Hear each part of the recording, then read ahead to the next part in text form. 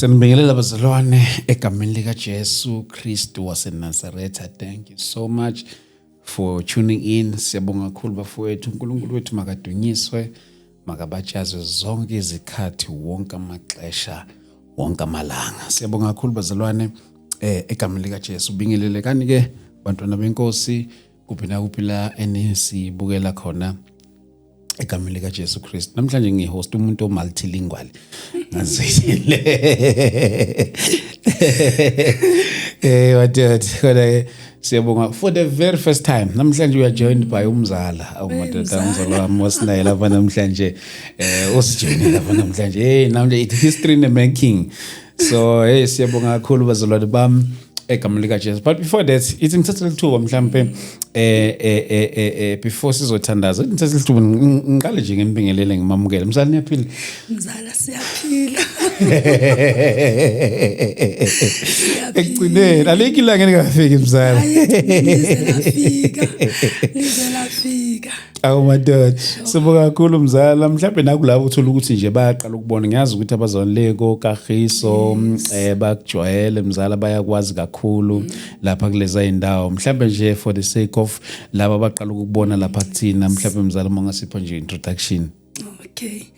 Cha nami ngiyabingelela egameni lika Jesu Kristu waseNazaretha. Amen. Ngibonga uNkulunkulu ngalolu suku lwanamhlanje ukuthi ngize for interview nobaba uDlamini umzala wami. Okay, igama ufikile Modisani, umamfundisi ke Modisani from eKagiso. Yes, from ebandleni lase Beraka House of Worship Ministries. Amen. Yes. Mzala siyambonga uNkulunkulu kakhulu ukuthi ube nasi lapha namhlanje. Bazalwane bami ngiyost umzala lapha ngoba ngihlezi ngisho ngithi abamhla ngifikele eGoli. Yibo abantu abangafikela kubona labo bazalwane lapha eGoli. Madoda umzala uzikhulumela isitswana, uzikhulumela isisuthu zikhole. Ungazophika ukuthi lo muntu akasiyo wale KZN. Kalo muntu wale. Kodwa nje lasikhuluma nami uyangidida. But before we start bazalwane, can we just pray and then sizongena straight enkulumeni yethu yanamhlanje. Baba wethu engcwele egameni lika Jesu Kristu waseNazaretha. Lokufanele lonke udumo nezibongo nenkazimulo yonke ngeyakho. uNkulunkulu wethu oyingcwele, wena omile ongalinganiswa nalutho. Sibonga baba umusa ke nothando lwakho lolo osithanda ngalo. uNkulunkulu wethu oyingcwele egameni lika Jesu Kristu waseNazaretha. Siyakubonga baba ukuthi impela wena awusiyisi ekwadukeni. uNkulunkulu nesandla sakho futhi leso esinamandla siyasinqanda noma sesiye ekwadukeni. Baba wethu oyingcwele siyathandaza baba ke nakulezi ingxoxo nakulenkulumo yanamhlanje ukuba ubuthina bungaveli kodwa kuvela ubuwena egameni lika Jesu Kristu waseNazaretha.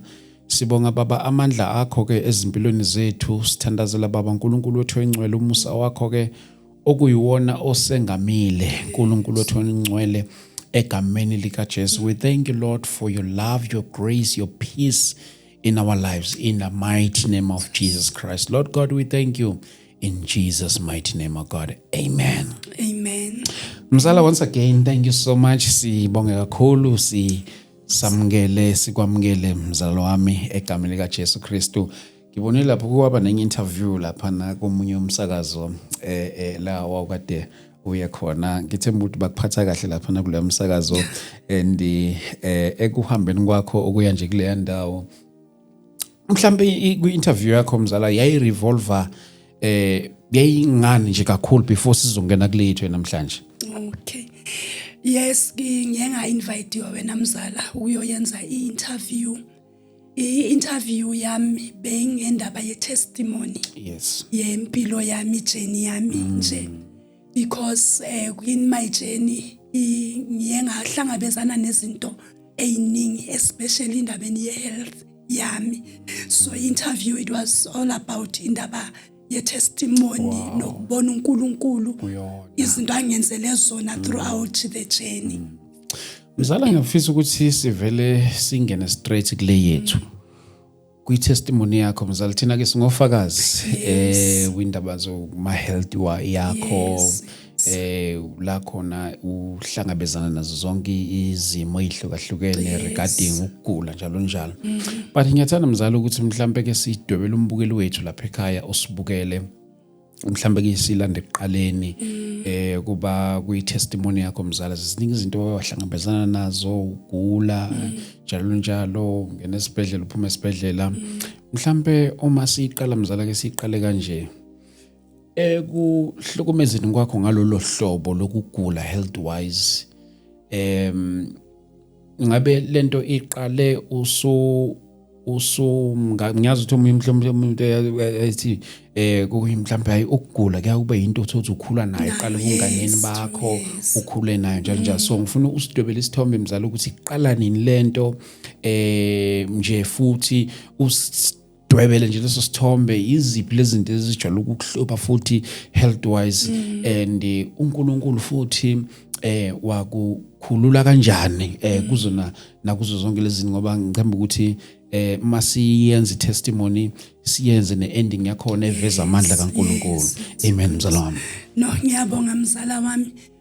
Ya indaba ye health yami mzala mangikhula ngikhule ngumntwana right mangikhula nje ngingakashadwa ngikhule ngumntwana right ophilile you know ongagula guli nje but indaba yokuqala ukuhlukumezeka emzimbeni it started ngo2005 yes ngo2005 sengishada sengisemendweni yes kwaqala lapho ke ukubona ukuthi kunento wrong ngami because ukuqala kwami kokugula kwaba ngefirstborn yami intombi yami yefirstborn yes ngi7 months pregnant and then mangiya for ama check up esibhedlele bathola ukuthi iplacenta iseyichithe amanzi akusena amanzi kwiplacenta and yaba yithreat empilweni yomntwana. So ngiyakhumbula mangiya for indaba zabo ma check up bethi ngiterminate isisu because umntwana angeke aze aphile kahle yes angeke aze. So kwaqala nje ngaloso sikhathi leso ukuthi impilo yami ingasabi right kwabanzima makumele ngithola abantwana it was a struggle bonke nginabantwana abathathu babudlamini so bonke from that time kwaba istruggle ukuthi mangizothola la kuzovela.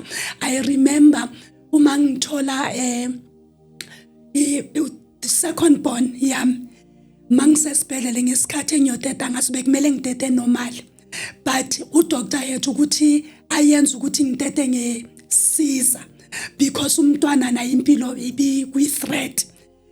Ukuya ngosister obengibheka ngaloso sikhathi leso angazi ukuthi bekuyinto yesimoya or kanjani but uyabona ukuthi bekuumuntu osetshenziswa umkhathi to terminate into yomntwana ngowesithathu umntwana omfana lesibone yami mangimthola ngacisha ngashawa i-stroke during i-surgery because la ngimthole nge-C-section.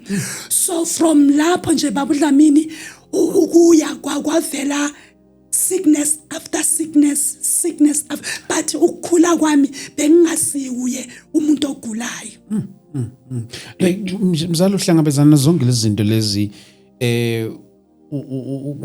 from ukuthola ifirstborn yakho uma uthola ifirstborn yakho like isikubamba isikhathi singakanani lento after uqeda ukuthola ifirstborn?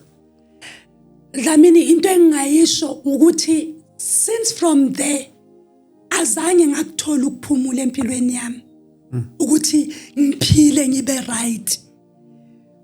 Ukusuka ngaloso sikhathi health wise bese ngingasekho right. Sure. Because mase kulokhu kuqhubeka ke kuqhubeka nge-second born yami yazo kukuningi uNkulunkulu uzongisiza ukuthi ngikwazi ukuthi ngibeke yonke indaba you know ngo-second born wami ngiyacabanga ukuthi beke na 7 months 8 months ngashawa i-stroke ke ngaloso sikhathi nga-attack-iwa i-stroke and i-stroke uma singishaya babudlamini singishaya ngisenkonzweni. First stroke sokuqala sangishaya. Sakushaya enkonzweni. Sangishaya ngisenkonzweni. I remember besingene kwi fasting and prayer. Silungiselela imvuselelo sizoba nemvuselelo eKagiso. So that Wednesday besenkonzweni siyokhuleka. I remember ngawa siyenze sesivala inkonzo senze chain prayer. Then ngavele ngacollapse. Mangiphansi ngezwe ukuthi iside lami eli1 alisasebenzi. Then khona lapho ende umyeni wami ke ngaloso sikhathi umfundisi uMdisani ubesebenzela ngaphandle ama-account eDurban. Okay. So kwaqala lapho ke istroke masingishaya ngiphuthumaliswa esibhedlele bathola ukuthi lo muntu ushawe istroke. And akubo doctor mabengicheka bekuba yinkinga kuba ukuthi kanjani i-age yami phela istroke siyana nge-age. And makube unenkinga zo high blood zo shukela nalapho siyakwazi but bengenazo lezo zinto lezo, but ngashawa istroke ngaba paralyzed iside lami la kwa left. Like itsini reaction yabazalwane ushawa istroke enkonzweni like hey more special nabantu thothi mhlawumbe bafikile babafike kokuqala uma umfundisi kuyaziwa phela uyena umuntu okumele abe supportive kubantu sekebefikile kodwa manje uma into isigadla kuyena kuba nalokho kuthuka njalo zonke lezi zinto ithini direction yabazalwane uma ushawa istroke enkonzweni. Bekuyinto enzima babu Dlamini esontweni ukuthi kanjani enkonzweni we in the presence of the Lord sifuna uNkulunkulu but nansi lento le iyavela kuma mfundisi iye yabashaqa kakhulu abazalwane and lapho besikhonza khona bengikhonza noma wami ube khona ngalolo langa lelo. So you can imagine njengomzali abona umntana wakhe elele phansi eshawe istroke ngasakwa because ne speech siyesahamba bengakwazi ukukhuluma masingishaya istroke. Sure. So bekuyishock ukuthi kahle kwenzakalani yini kwenzakalani. Ngifuna ukuthola nalento lemzalo. Sizongena kwenye futhi enye yama challenges. Okunye futhi ukugula okuye kwakubamba after ngicabanga ukuthi lokho konke lokugula kuza after mawuqeda ukuthola umntwana. Yes. After mawuqeda mhlambe kuba ukugula okukodwa okuba ukuthi udila nakho nje okuqondane nalokho ukubade uthola umntwana noma mhlambe khona okunye ugcina kuzalwa yikho khona lokho okuzayo mhlambe emaceleni. Ngokubona kwami wena Dlamini ukugula lokhu bekwakheka mangiphuma kulesi sifo kuvele esinye kuya ngathi into ekhulayo uyabo because after istroke sangishaya kayi3 empilweni yami. Sure. Sangatheka kayi3 after leso soqala sangishaya ngisesontweni esinye sangishaya ngisebenza because nakho ukugula kwangikhosa ukuthi ngiyekele umsebenzi because always mangisebenza bekuzoba khona into ezongi-attack. So ni stroke ngiqala nini ngikhona emsebenzini nini angikho so bekuba i-struggle. And then kwaya kwalokho kuvela ezinye izifo esikhathini masihamba ngo 2023 yes. Okay. Ngatholakala ukuthi ngine thyroid. Kungasikudala nje khona lapho ngatholakala ukuthi nginesifo selupus. So Isandla somanje. Mzala. Yes, ilupus isifo bayibiza ukuthi autoimmune disease. Okay. Mabeyichaza isifo amasoja omzimba ama cells omzimba atheka ama organs umzimba uyalwa ngokwawo. Umzimba ngithi unama cells akumele ukuthi alwisane nama bacteria. Yes, ukuthi umzimba ube strong. So lo ma cells ayafa bese izifo kuba lula ukuthi ngiba infected very easily. Okay. Uyabo nini iyenza nokuthi ama organs afaile. Heart attacks, brain damage uyabona lung infection, kidneys. So isifo esikubulalayo inside you. Ulithola kanjani usizo mzala ke ekusizakaleni kuzo zonke lezi zifo lezi manje mhlawumbe siqale kuleso sokuqala lesithothi wasithola mawuqeda nje ukuteta kube nalesi like usizakala kanjani ke kusona? Yo mzala uphathwa i-stroke usase umuntu omncane kuba i-challenge because bengizodinga i-support ye-family yami. That's you right. know, and I thank God ukuthi umndeni wami ubukhona for mina uma ngigula because ngasikhathi singishaya kokuqala bengakwazi ukuhamba ngihlala ngisembedeni. Ubaba kumele kube uyo ongigezisayo, kumele kube uyo ophekayo, izinto ezinjalo, but i-support yakhe, i-support yabantwana, i-support yama extended families iyo kakhulu ibiyenza ukuthi umuntu ucope na whatever yenzakalayo. I-support yebandla, you know, futhi into engiyifunde kakhulu leyo ukuthi uma sidlule imeni makunabantu oyazi ukuthi bakhuleka nawe bami nawe spiritually because ya affecta into yokugula spiritually babudlamini kakhulu. But i-support ibikhona and kuma in-laws wami i-support ibikhona.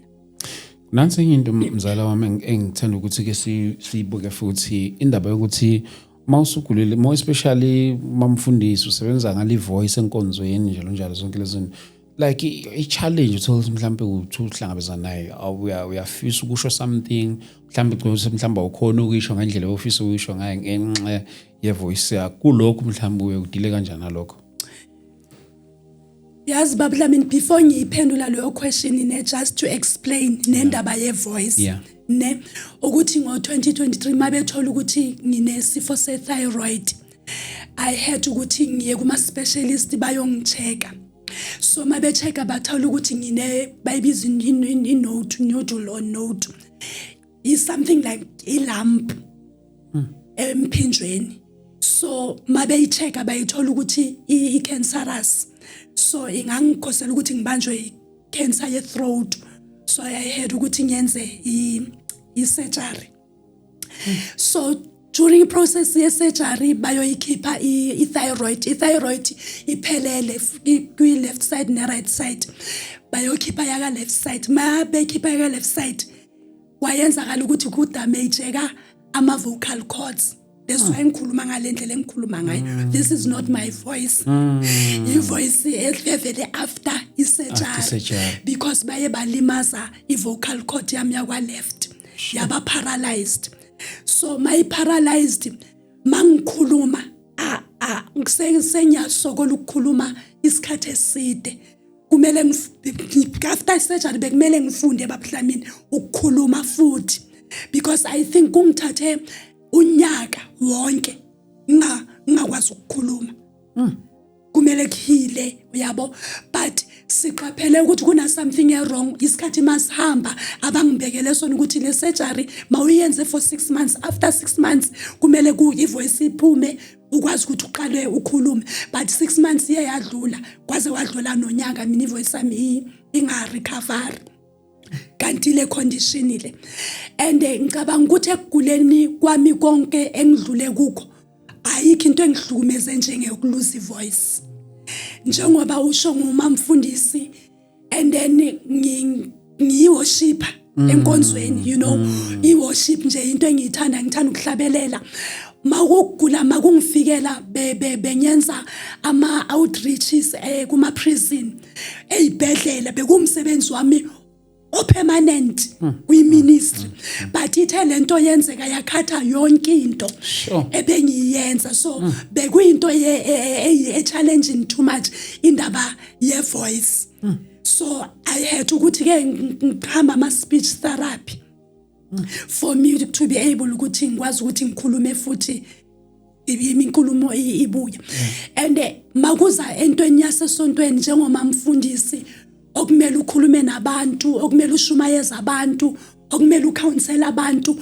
I had ukuthi ngiyime ngistope yonke into ebengijwayele ukuyenza nasenkonzweni ukushumayela ngasashumayeli ukuthi ngizinikeze iprocess yokuhila bese ngeke isikhathi esinzima empilweni yami njengaleso bamhlamini ngingakwazi ukuhlabelela ngingakwazi ukuthandaza you know yonke into bengiyenzele enhlizweni yami yabona phela umama nasendlini uthola ukuthi manje uyathetha la manje usikhona ukuthetha ugcina uthetha ngaphakathi yonke into nje iyeyama yonke into nje iyeyama and I think ya change ne lifestyle yami I had ukuthi ngichange ne lifestyle yami ngenxa ye condition ye health yami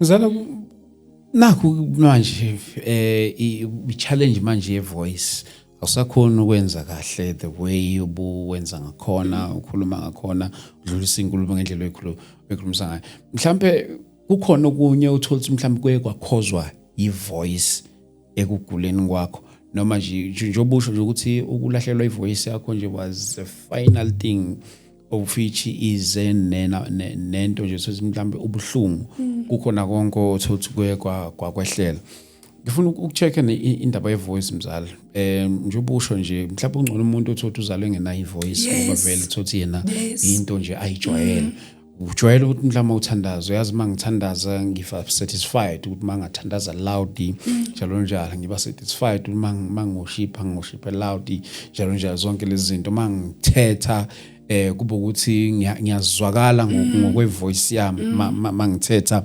endlini so ngifuna ukuthola nje esontweni kungaba ukuthi njengoba ngisho indaba zokuthandaza zokushipa njalo njalo ku affecteke kakuze kulawo maside lawo endlini do you think mhlambe ikhona indlela okwa affecta ngayo ukulahlelwa ivoice endlini ke manje ekhaya ube khona Dlamini kakhulu you know lento engisho ukuthi kuye kwathatha nokuthi character yami or lifestyle yami ishintshe ngikhona ukuthi ngiadapt kule condition entsha esikhona you know because into ye thyroid yiyo evuse into ye lupus ilupus into efuthe iyenzayo iyenza nama hormones ukuthi ungabi right uhlale umudi uyabona nini banama moods nini awufuna ukukhuluma nini uyakhala nje esithubeni so iaffecte umndeni wami kakhulu because nabo they had to learn mina ngaloyo ndlela entsha ukuthi umama wethu noma unkosikazi wami kumele ngifunde ukuthi make nje ngikuye kanjani nini umfundisi baba uDlamini wayekwazi ukuthi make ephume engishiya eksene emsebenzini engishiya endlini mhlambe ngishiya ngivukile ngiyenza whatever ngiyenzayo maybe from 10 o'clock the way lesisifo besiyenza ngakhona bengikwazi ukuhlala ngo10 esofeni ngibheka iTV kushaya u4 ngihleli because umzimba awufuni ukwenza nix ingqondo ayicabangi ayikho into ofuna yilento lupus eyenzayo emzimbeni womuntu ukuthi icontroller nama hormones omuntu so bebe kubanzima because sometimes besizothi masihleli baba uDlamini maybe sihleli sidla ngi-writing normal ngathekiwa ama-seizures phambi kwabantwana sure umfundisi kumele abone ukuthi manje wenza kanjani abantwana bazobe bekhala bacanga ukuthi maybe ngishonile or kwenzakeleni the way i-affecte umndeni wami kakhona so bekungasi into elula ukuphila nayo and ngicabanga ukuthi kube i-struggle for isikhathi eside kimi baba uDlamini ukuthi ngi-adjuste you know ngikwazi ukuthi okay kunale condition ekumele ngiyazi ukuthi ngihandlela kanjani uyabona lifestyle ukudla ngishintsha indlela engidla ngayo ngishintsha indlela engenza izinto ngakhona but it was not easy kuleso simo mzala ngiyeza ukuthi mhlawumbe umuntu uzokhona izifo ezike zambamba uyawuthola ukuthi odokotela mhlawumbe bakubekela izinto zokuthi kukhona into ongekusakwazi ukuyenza khonto ngamele uyidle khonto ngamele ngamele zonke nje izinto ethola ziba mhlawumbe iziphona lezi zinto manje ngenxa kwe situation oye wasithola ukuyona ongasakwazi ukuzenza Akingithi mhlambe nongasakhona ukuzidla zonke lezi zinto mhlambe usidwebele isithombe izinto ezifana kanjalo. Yes. No eyintweni engasakwazi ukuzenza wena Dlamini Lutho angisakwazi ukusebenza. I'm not fit ukuthi ngathi ngiyaqashwa ngiyasebenza because ngivele ngathekeke nje esithubeni. I remember one day ngisebenza khona eLugop prison mangasikhathi ngenza ama prison ministry mangiphuma khona because bengihamba ngama taxi mangiphuma from eJoburg ngiye eKagiso I had a panic attack endleleni etaxini. Sure. And I panic attack enye yezinto ezingekho right because I panic attack mayikubamba babuDlamini iyayimisa nenhliziyo. I remember ngiyengakhuleka kuloso sikhathi ukuthi uNkulunkulu ngicela ungisize mangingakhona ukuhlika itaxi. Nanoma ngingasaya endlini kimi ngiyekhaya kuseduze ekhaya. Na makubi yangibambe yanginyathelela ingibambe sengifike ekhaya. And kwayenzakala exactly ithe ngifike egedini ekhaya ngacollapse. Sure. So ukusebenza ngikho fit ukuthi ngasebenza according to the doctors ngecondition enginayo and ifuna kumele umuntu otho kumele nginakekele kakhulu. Yes, nendaba yokudla into eyiningi ekudleni ngisikhathile.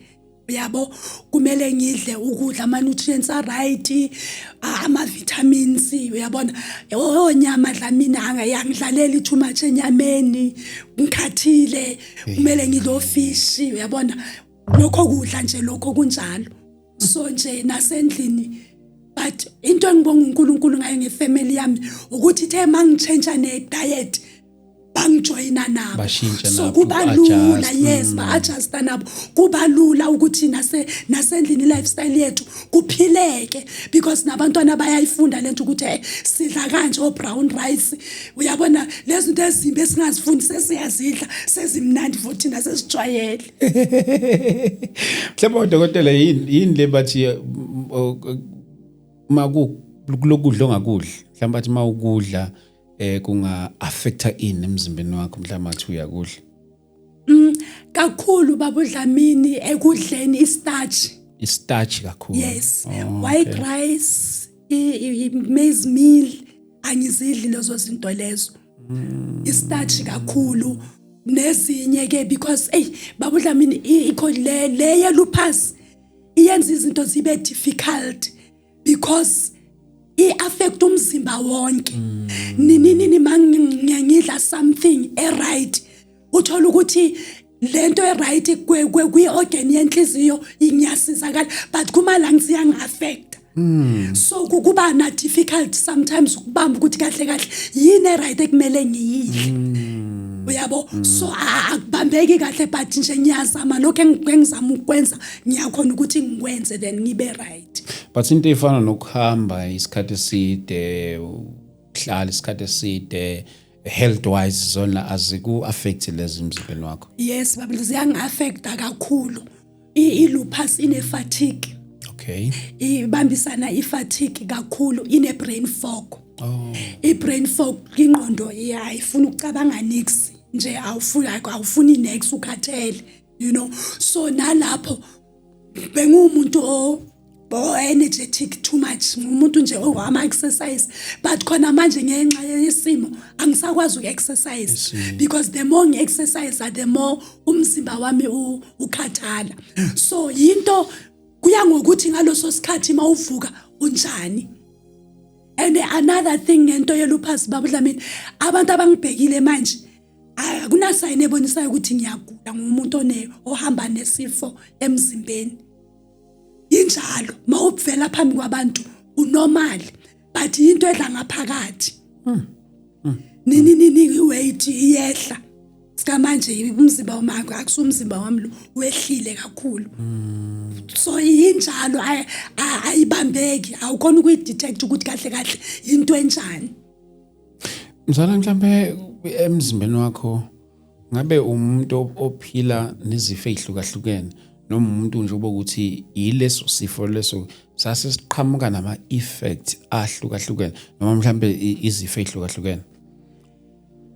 mzala, angazi mina awuzwa ngithi the way kuqale ngakhona ziningi ezinye ngisikhohle ngiyakhumbula manje mawulokho ngibuza okunye buya because kunesikhathi lapho mzala ngiye ngalahlekelwa ingqondo. Sure. Bas ngikhohle igama laso leso sifo leso mabesichaza ukuthi ibrain iba blank. Kuvele kucima ibani nje ungasayazi ukuthi kwenzakalani. You know, so ngivela kulozo zimo lezo. So I don't know ukuthi isifo esaqala yiso esayenza ukuthi kuzaleke ezinye or yizifo eziqala kabusha empilweni yami.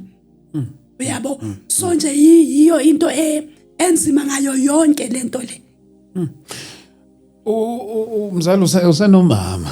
Yes. Uthi yathini ugogo kodwa encounter zonke izimo ezifana na kanje, more especially ngiyazi ukuthi kuyena mhlambe ngaba more painful since ukuzala kwi angle yobuzali, mhlambe ngifuna ukuthola nje kwi perspective yakhe ekutheni ukuthi mhlambe uyathini you know akunikeze luphi uhlobo le support kuyona into efana kanje.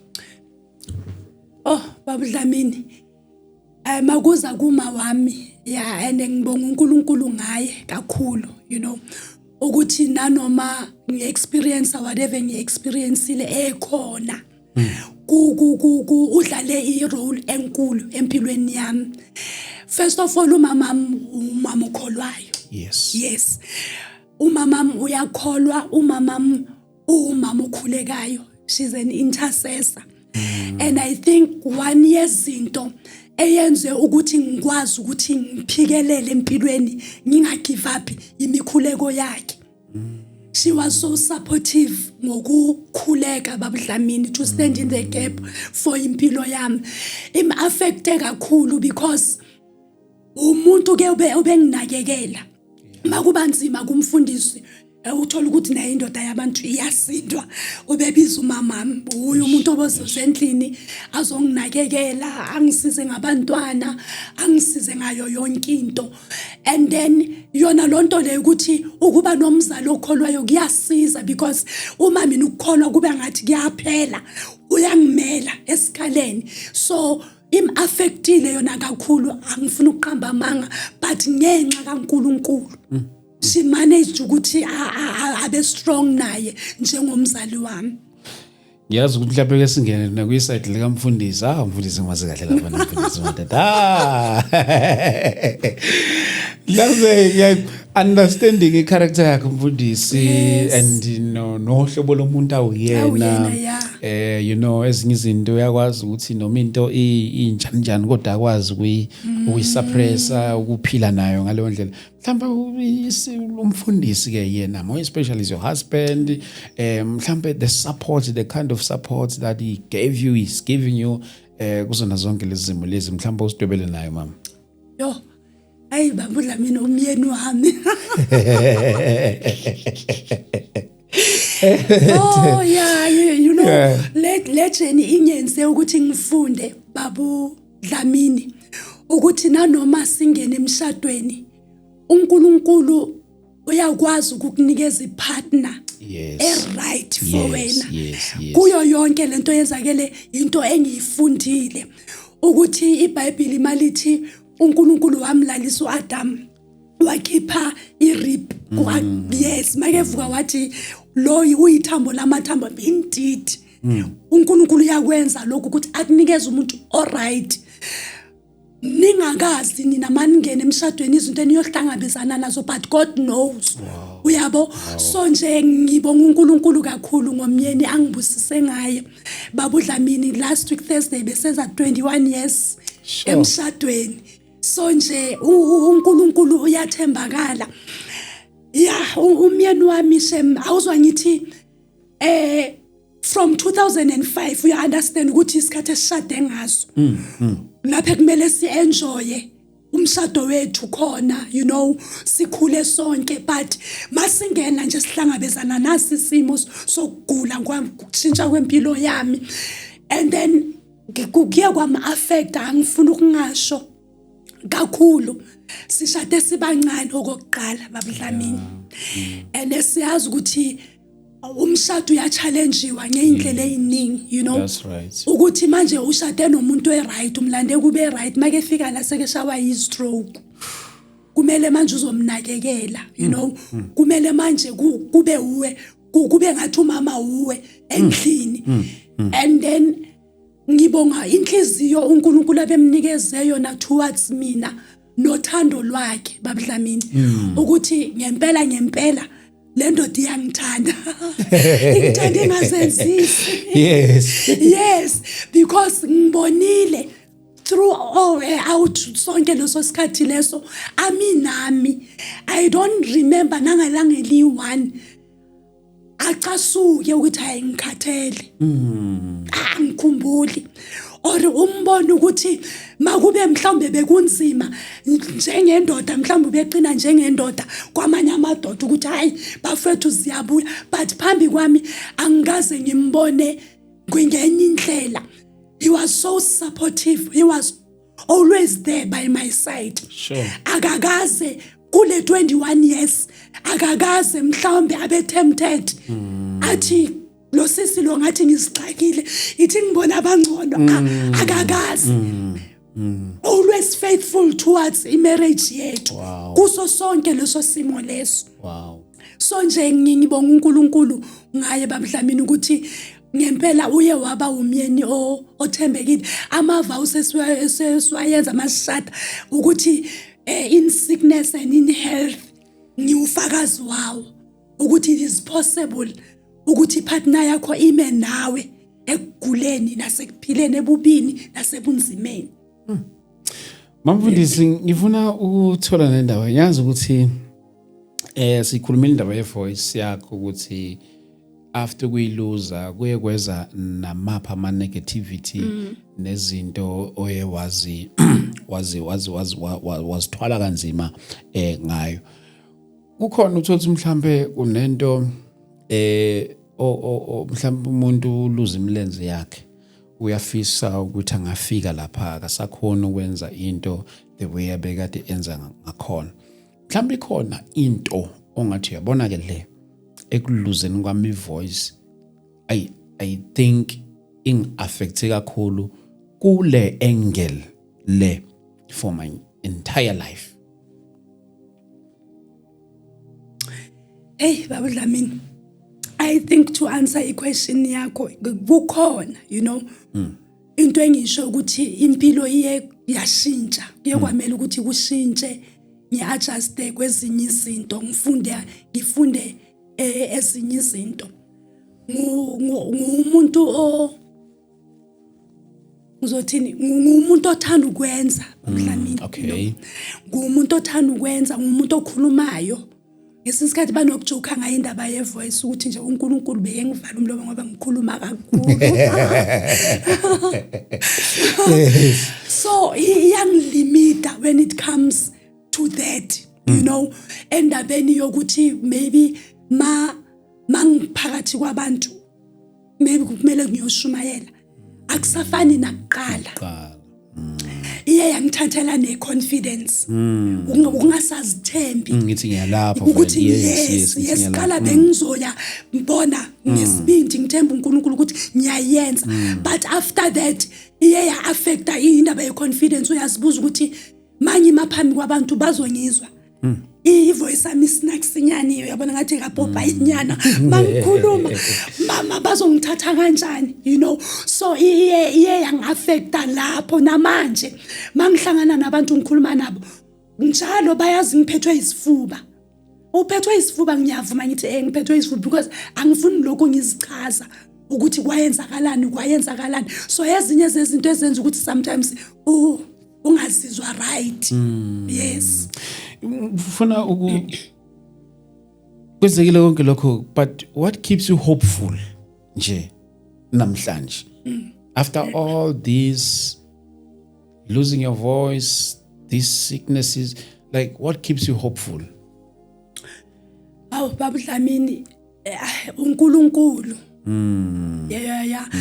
uNkulunkulu ukuthi kulo lonke lolu hambo according to the doctors nezinto abebezibona bezikhuluma babuDlamini kahle bekumele kudala ngashona.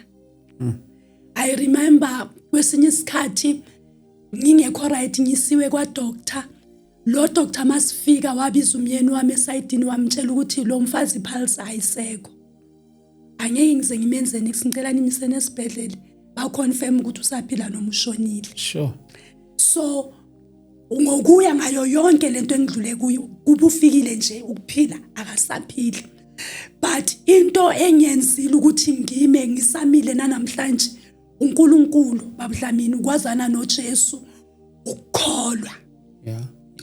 Because kuyo yonke lento yenzakele on the other side ngithanda lesi scripture kuRomans chapter 8 babuDlamini uverse 28 esithi for we know ukuthi all things work together for good to them who love the Lord and are called according to his purpose. Scripture esi1 esengi grounded esenza ukuthi ngibe grounded with faith yami ukuthi yes kwenzakele ngi-experienceile ngibonile ngikhalile ngilimele ngibuswile ubuhlungu but all things work together for good. Makube ngisaphila kusho ukuthi kunento enhle kulesi simo ekumele ivele. So bengimiswe indaba yokukholwa nokuthemba uNkulunkulu. And into ebengisebenzela kakhulu babuDlamini ukuthi ngingagive up nanoma because isikhathi so give up siyafika babuDlamini lapho uzohlala phansi ubuza uNkulunkulu ukuthi kodwa Jehova nizinikele kangaka ngikuthanda kangaka nihlukane nayo yonke into why mina siyafika loso sikhathi leso but kube khona into futhi ekukhumbuzayo ukuthi konje lo uNkulunkulu usovereign akaziphenduleli kumuntu. If baye decide ngempilo kaJob babuDlamini ukuthi ayenze lento ayenzile kuJob bengubani mina. We cannot question God ngezinto azenzayo but kuye kwanyenza nami on the other side ukumfuna kakhulu. So mina bekuyihlane lami elenza ukuthi ngimsondele kakhulu ekuthuleni kwami lapho bengingakwazi ukuthi ngikhulekele phezulu in my secret place in my heart. Bengikwazi ukuthi ngibe ne-conversation noNkulunkulu and beyenza ukuthi ngikwazi ukuthi ngikhule ngi-understand nezinye izinto kangcono ngempilo yami. I-situation yakho isikuyakwenza wafila isolated okanye wafila nje sengathi engathi la bayangimisunderstanda yeah. Yo babuDlamini ubuza izinto nje okuyizo babuDlamini. I-struggle sami engibe naso kakhulu leso kule situation ukuthi ngizovuka namhlanje ngiyenkonzweni mina ngizibona ngi-right normal but abazalwane bakubona ungekho right uthi mamfundisini ukwatile u-right kwenzakalani ukuyabona. So ibenza ukuthi abantu abaningi bangimisinterprete bangangi-understand lento engisho ukuthi makunormali ngi-right nanoma ngikhuluma kube ngathi ngiyalwa. So ibenza ukuthi besiyenza ukuthi ngizi-isolate kube ngcono ukuthi ngingahlangani nabantu you know. And njengoba bengikutshela babe ukuthi ngumuntu othanda ukukhuluma bese kushintshile nanoma ngiphakathi kwabantu angisase umuntu okhuluma kakhulu uyabona ngiphawula lapho nalapho nje then ngithule. Awusiphe i-verse mama scriptures je othi yabona ayanginikeza strength kulama situations lawa ngingahlangabezana nawo. Yabona reading i-scriptures thile okanye listening to worship kaSibanibani, listening to umlayezo the prayer njalo mhlambe ngenze ngagain strength even nezinto ukuthi bengizibuke kudeni maybe might be TV you know zonke lezi zinto lezi siyasizakala eyintweni efana kanjalo kuba acula ukuthi siyababuka njalo nabashumayela bahlukahlukene. So ngifuna ukubuza nje kulendo nje ukuthi into yathi ibe yaba yipart in my healing journey. Baba Dlamini, into eyangisiza, yes, izwi likaNkulunkulu, you know, izwi likaNkulunkulu ngoba lingukuphila kithi, you know, lisipha amandla. One of my favorite scriptures ebesingenza ukuthi ngibe strong mangisifunda ku 1 Corinthians chapter 4 verse 7. Okay. uPaul umethi sinale ngcebo ezitsheni zekumba uthi ukuze amandla kaNkulunkulu kube yiwo abonakalayo, uthi amandla amakhulu kaNkulunkulu besethi we are hard pressed on every side, kodwa asiqedwa, you know, uthi siwiselwa phansi kodwa akupheli ngathi. Beyesinye sama scriptures leso ebesingenza ukuthi bona fikile, yes, uyanyathelelwa nxa zonke, inyama yakho itubekile kakhulu, but I have this thing inside me. Nanoma inyama ingabuza ubuhlungu, nanoma inyama ingatubeka, but my spirit is alive. And as long as umoya wami uphila, there is still hope. Wow. So yiwa nyamavese bengenza ukuthi bona uyagadla ngendlela agadla ngayo kodwa akukho lapho uyakhona, because lento efakwe ngaphakathi le treasure uNkulunkulu ayibeke kimi yiye yenza ukuthi ngingafocus futhi Dlamini kakhulu kenyameni, but ngifocus in my spiritual being kakhulu. So yinto bengenza ukuthi ngiqhubeke kakhulu. Another scripture yena uPaul futhi, I think it's 2 Corinthians chapter 12, lapho uPaul akhuluma ngethorn in his flesh. Oh my God. Ukuthi I felt njengaye ukuthi nginikezwe ifa enyameni yami, elingenza ukuthi nanoma uNkulunkulu sengimcelile ukuthi Jehovah have mercy on me, kodwa uNkulunkulu wathi my grace is sufficient. Ngikwazi ukuphila emuseni kaNkulunkulu. Ukuphila emuseni kaNkulunkulu Dlamini akusho ukuthi isimo siyasuswa, but phakathi kwesimo kuba khona ukuthula, kuba khona injabulo in the midst of the pain, kube khona into ekhuthazayo uphakathi kwaso.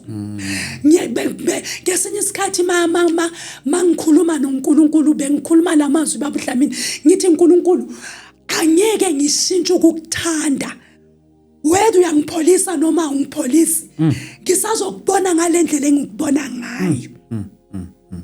Ikhona lesson mama ngathi yabona ke ngifundile lesson ethile ekuguleni kwami. Ngabe yipi le? Ukuthemba. Wow. Because Baba Dlamini, whenever we go through challenges in life, what I've learned ukuthi out of yonke lento eyenzakalayo, nawe personally kunezinto uNkulunkulu afuna ukuthi adile nazo kuwe. That's right. Ocabanga ukuthi zi right zibe zingekho right. That's right. Eksiza sizi character yakho, esiza wena nje nayo hambeni lwakho nayo. So yona lonto le ukuthi I believe ukuthi kule journey ye health yami kunezinto uNkulunkulu angisize kuzo mina ebengicabanga ukuthi ngi right kuzo ngekho right kuzo. Ayethu ukuthi inyama itubeke for me to learn indlela zikaNkulunkulu. Yeah, ne. So nje yes. Kunomuntu mama ogulayo lapha ekhaya ongaba nesimo esithi masicishe sifane. Mhlambe naye ukwenye dimension ethile ngokuhlukumezeka health wise. Maybe what message would you share with someone at home experiencing into ethi mayicishe ibe yilolu hlobo? What can I say when kubalaleli Baba Dlamini? Ukuthi whatever esidlula kuzo kuba ngcono masidlula kuzo sinoNkulunkulu than ukuthi udlule esimeni ungena uNkulunkulu. You know, akufani ukuthi udlule entweni usezweni Yes. nokuthi udlule entweni ukuNkulunkulu. Uyabo? Because uma udlule entweni ukuNkulunkulu, yena lo nkulunkulu uyakwazi ukuthi akuprotect, akupreserve, you know, ukuthi into engayifunda ukuthi uNkulunkulu mina wangipreserve kuso lesi simo lesi, wafihla ihlazo lami. Because sometimes uma sigula sisindisiwe, uSathane uyenza ihlazo phambi kwabantu ukuthi babekholwa ukuphi uNkulunkulu wabo, wayangabapholisi. So into engingakhuthaza umuntu obhekane nesimo ukuthi themba uNkulunkulu. You know, yes, sometimes ihope iyaphela, amandla ayaphela, but we have only God. As mom, things like this, I always emphasize that as a believer, you gotta pray, even in your better days, because prayer is never a bridge to cross your painful seasons to another side of happiness.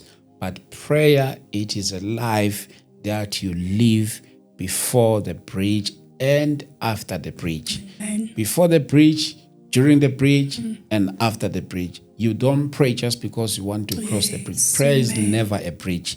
You pray even in your better days. One of us, you remember, I always say that, the other day I once shared with you, uPaul noSila, abazange baze bathandaze ebusuku. Kodwa ubusuku bafica bona bethandaza. Hayi ukuthi bathandaza ebusuku kwathi ngoba sekusebusuku bathi no, let us pray. But ubusuku bafica bona besemthandazweni. So you see now, prayer has to be your lifestyle. So you don't pray just because you are in trouble, but you pray even if you are not in trouble. Benginalombuzo lo ebengiku preparele wona othile ebengifisa ukubuza lo mama lo. Yes, how?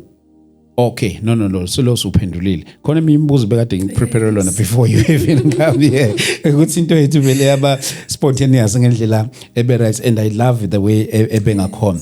Kodwa bengifuna ukubuza nale mama ethi ko mama bafundisi, what message do you have for pastor's wife facing izimo ezinye zazo ake ngithi nje hidden challenges, abanye zabo abakwazi nokukhuluma ngazo, abanye ezinye zezimo uthola ukuthi sibaze bakhetha ukuphila nazo. Yes. So what message nje ongayidlulisa ko mama bafundisi? Ngiyazi ukuthi mama bafundisi they are experiencing different challenges. Omunye khuluma nomunye uzokutshela okunye, uya omunye nawe uzokutshela omunye izimo nje zingafani. Yes mama.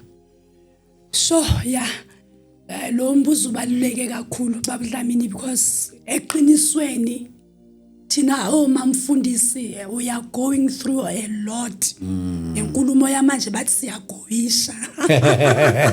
Exactly. Yes. Because kunale ndawo esibekwe kuyo, you know, ukuthi because siyaboma mfundisi yonke into yethu ihamba kahle, asina inkinga, siguli, you know, asina ma challenges, but hey, sinazo, siyaziface izinto empilweni. And into enga-encourage omamfundisi bami ukuthi siyadingana siyaboma mfundisi Baba Dlamini. Umuntu akaziqedi eyedwa, you know. Ngiyakhumbula masangena kwi-ministry nomfundisi, ngeke ngahlala phansi ngempela ngibuza imibuzo kuNkulunkulu, ngithi uNkulunkulu wayabafundisa abadala bangazitshela ukuthi kuthi.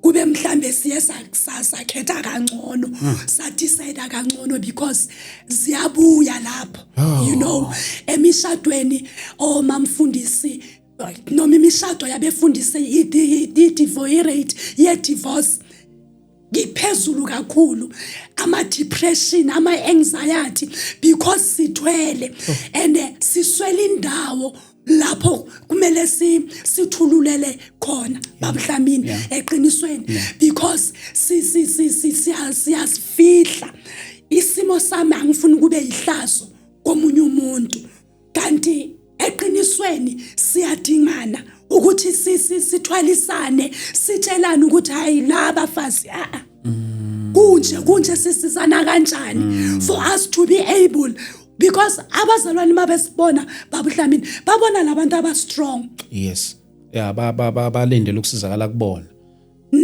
babona labantu aba strong akumele mabeza njalo kuwe kumele bathole impendulo.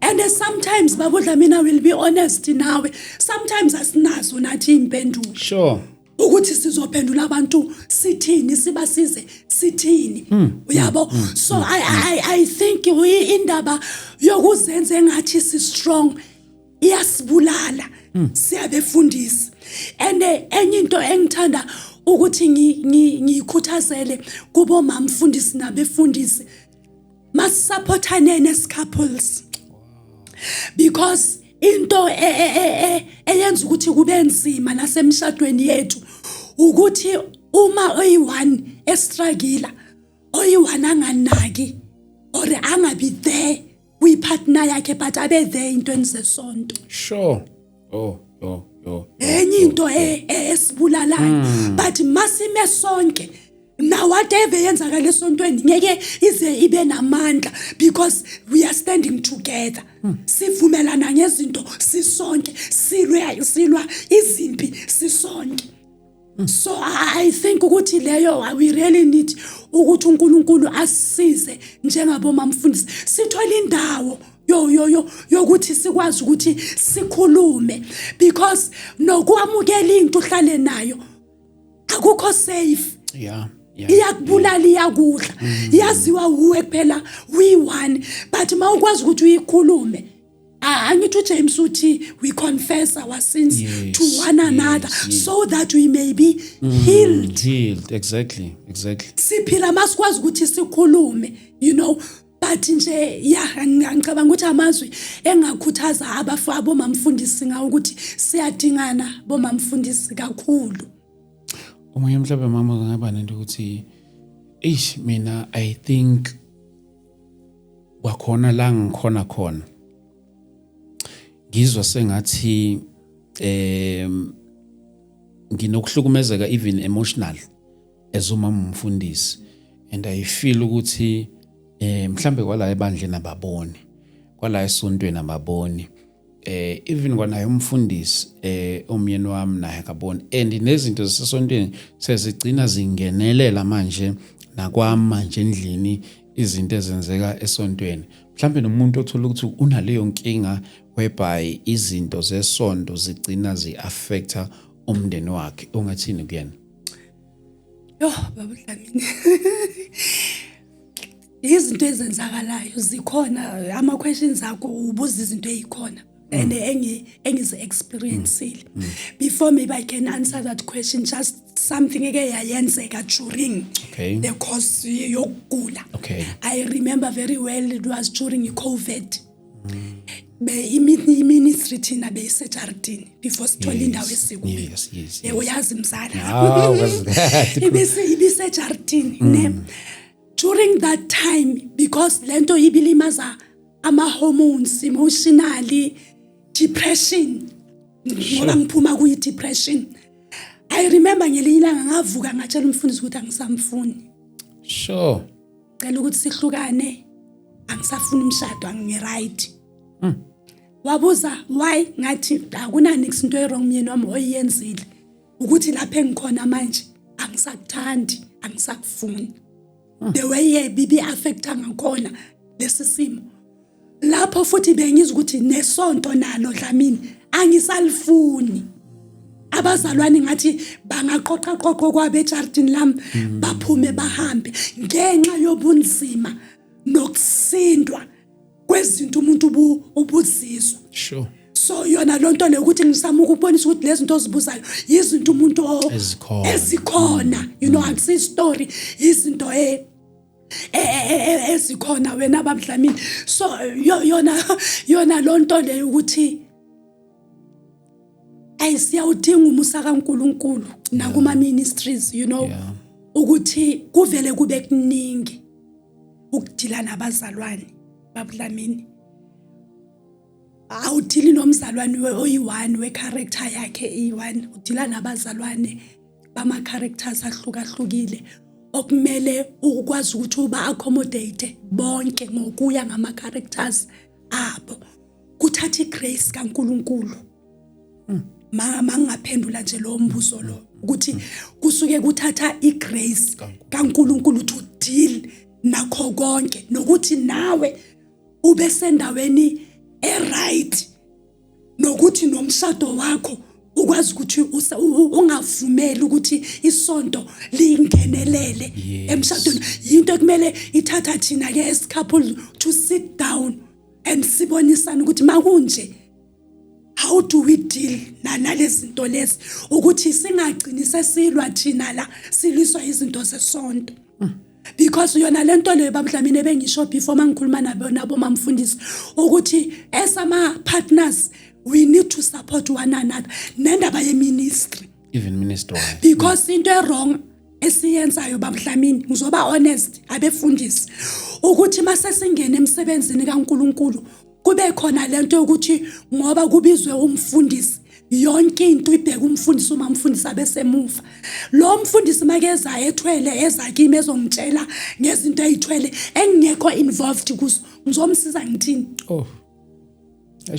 But once we are together, whatever eyenzakalayo siyayazi ukuthi siyayimela ngomkhuleko, siyayimela ngezinye indlela.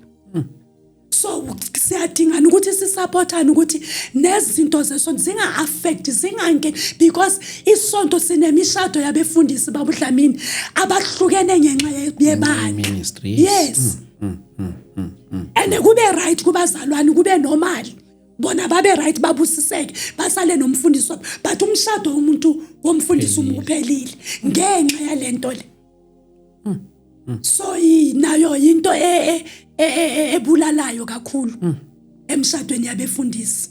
Mhlawumbe nezingane lapho uthola ukuthi ingane ngenxa yezinto eziyibonayo ingane igcina ikhula nje iba nento ukuthi nje yabona into yeministry, into yesonto ngenxa yezinto ezibonayo nayo izenzeka phambi kwazo izinto ezikanjalo. Do you think lento iya affect nezingane? Kakhulu babudlamini, kakhulu. Lento engikutshela yona ukuthi umuntu udlula kule simo sakho esipersonal.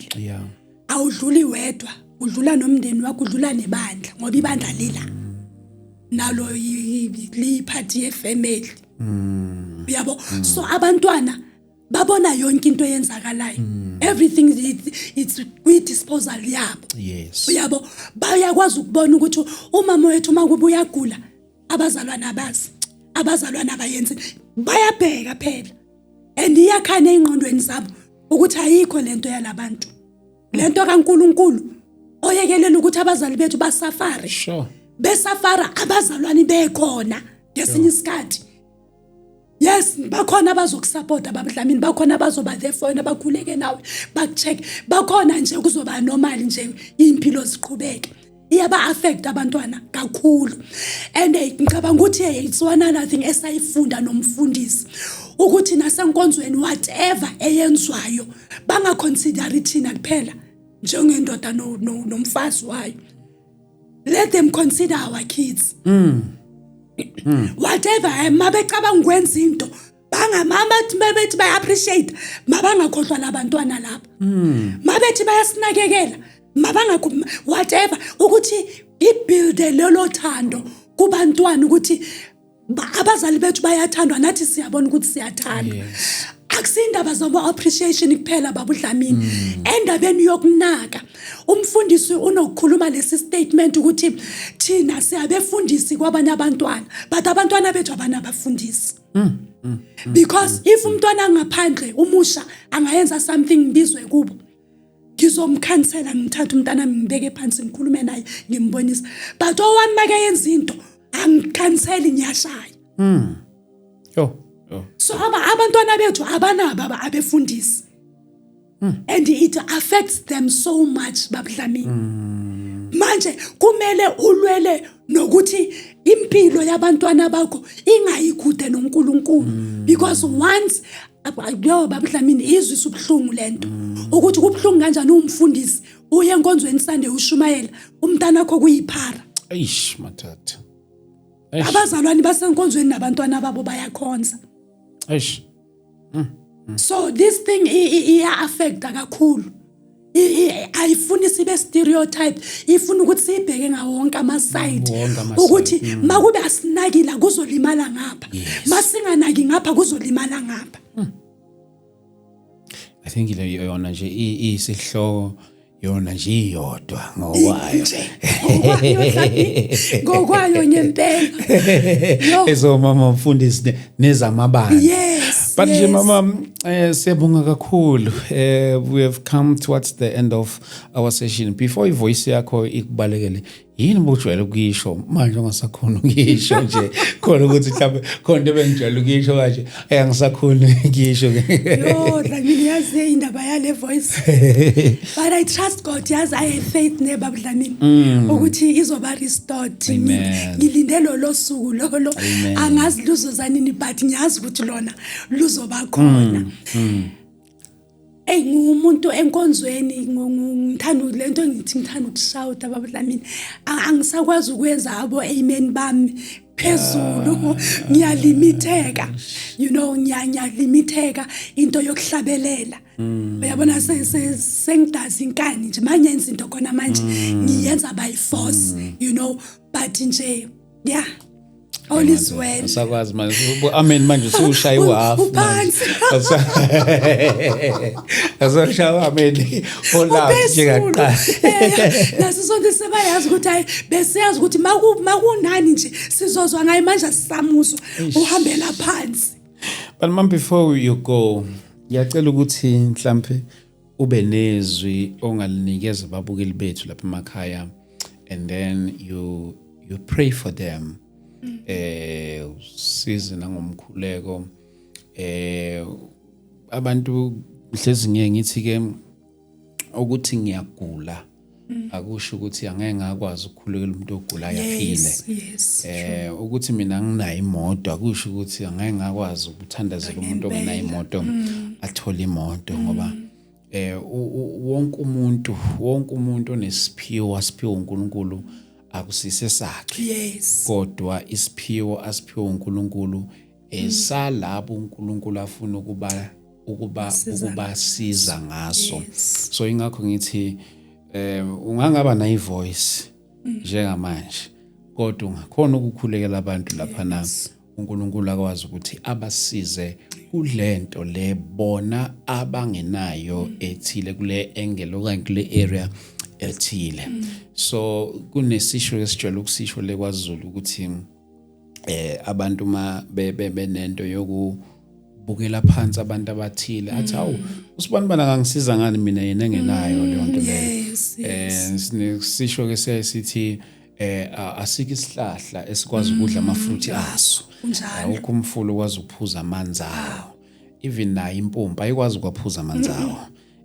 So wonke umuntu onento inakho ukuthi ingasebenzi kuye kodwa isebenze kwabanye abantu, komunye umuntu. Yes, so ngiyafisa nje mama ukuthi mangaba nezwi ongasinikezela bona ababukeli bethu besibukele lapha emakhaya, and then you pray for them.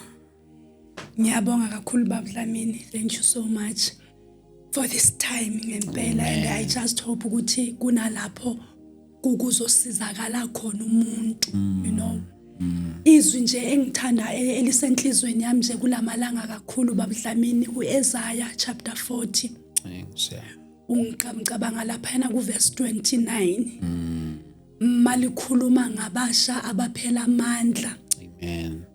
Nabakhatheleyo, kodwa uEsaya uthi kodwa abamethembayo uJehova ubapha amandla amasha uthi bandizela phezulu njengokhozi bayagijima bangakhathali bahamba bangapheli amandla ukuthi in these challenges noma nanoma yipi challenge obhekane nayo eyokugula ngezifo doctor bathi azilapheki.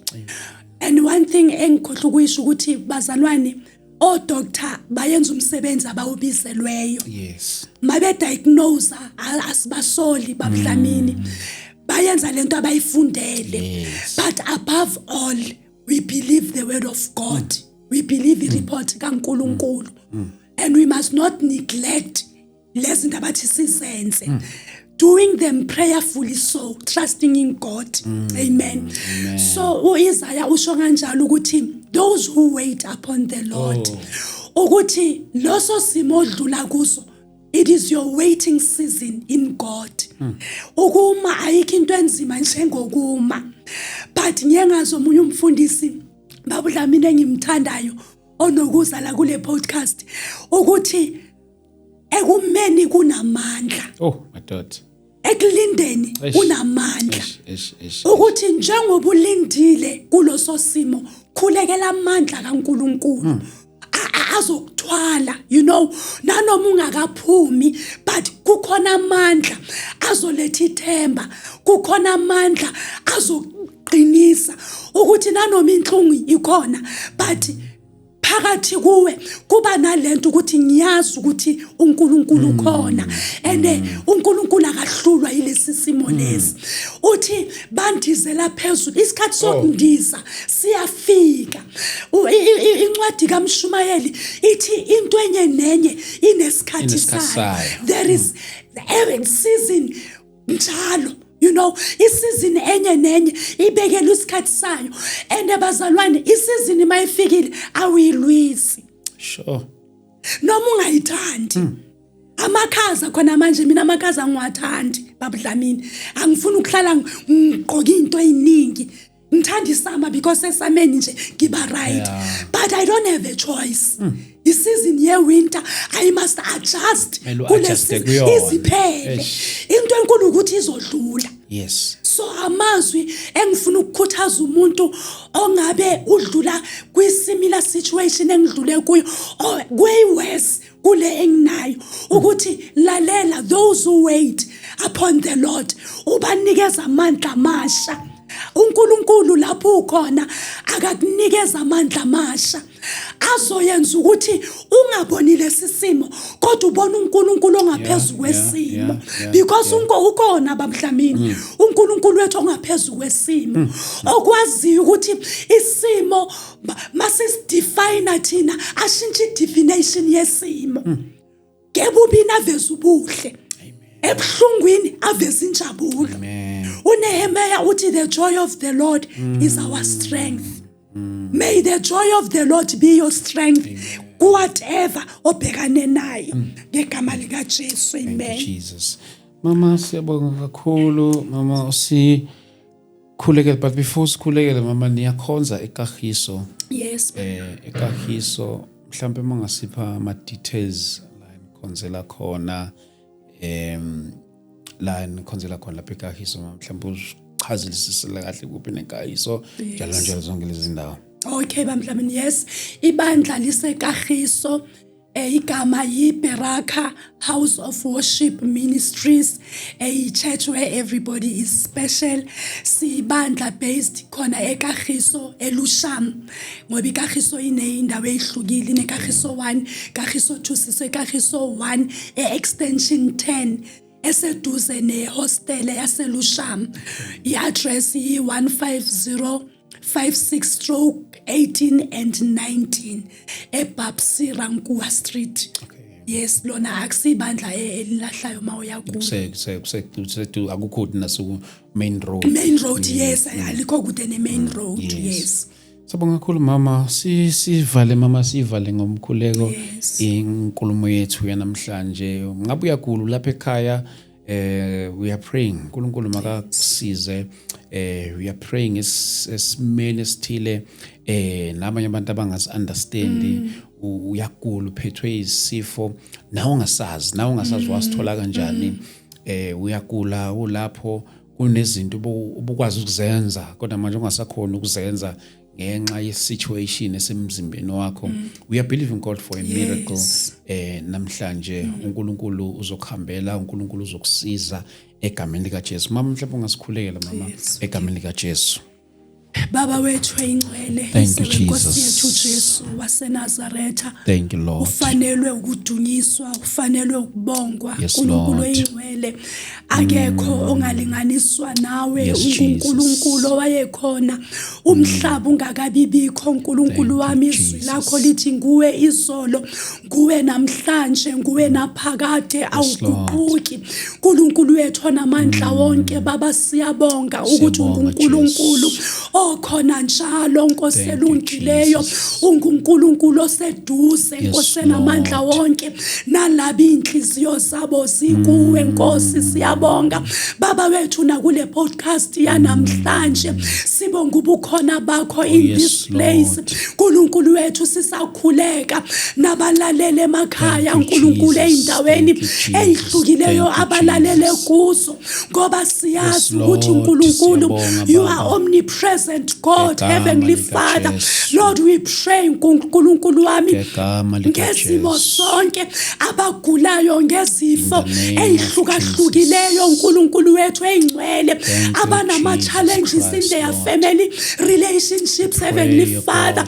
Baba wethu abanama challenges financially uNkulunkulu wethu abanama challenges ngabantwana uNkulunkulu wethu we standing right now by faith Heavenly Father, approaching the throne of grace with boldness, Nkulunkulu, so that you can meet them in their place of need. Nkulunkulu wamona mandla wonke.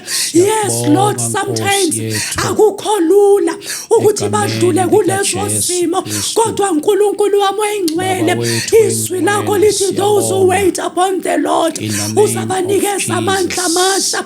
We pray Nkulunkulu for the new strength in their bodies. We pray for the power of healing Nkulunkulu wethu. Sikholwa izwi lakho Nkulunkulu uma lithi ngemivimbo kaKristu saphiliswa Nkulunkulu wethu eyingcwele.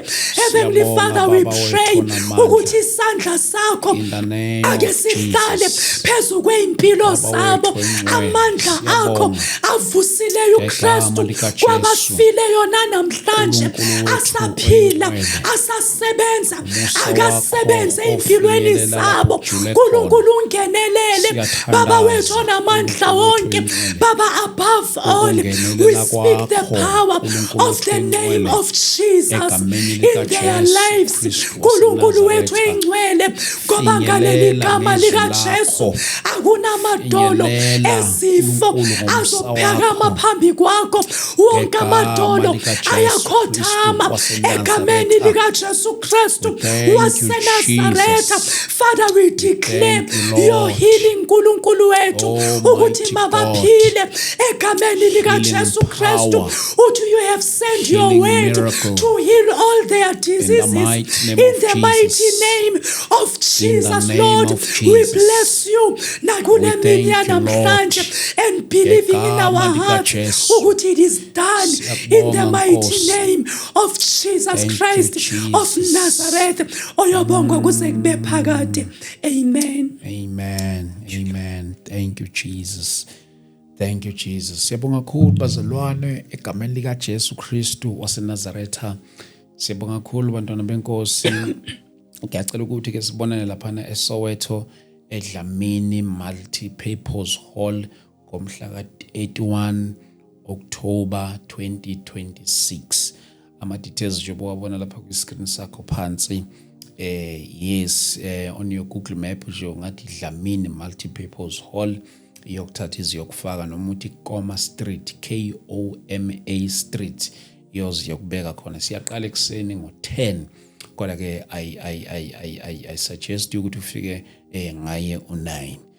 Ufike ngaye u9 ukuze ube ingxenye ye-intercession yethu and then iprogram yethu iyaqala nje exactly ngo-10. So Dlamini Multi-Purpose Hall, 0788 417 844 if you want to be in contact with us.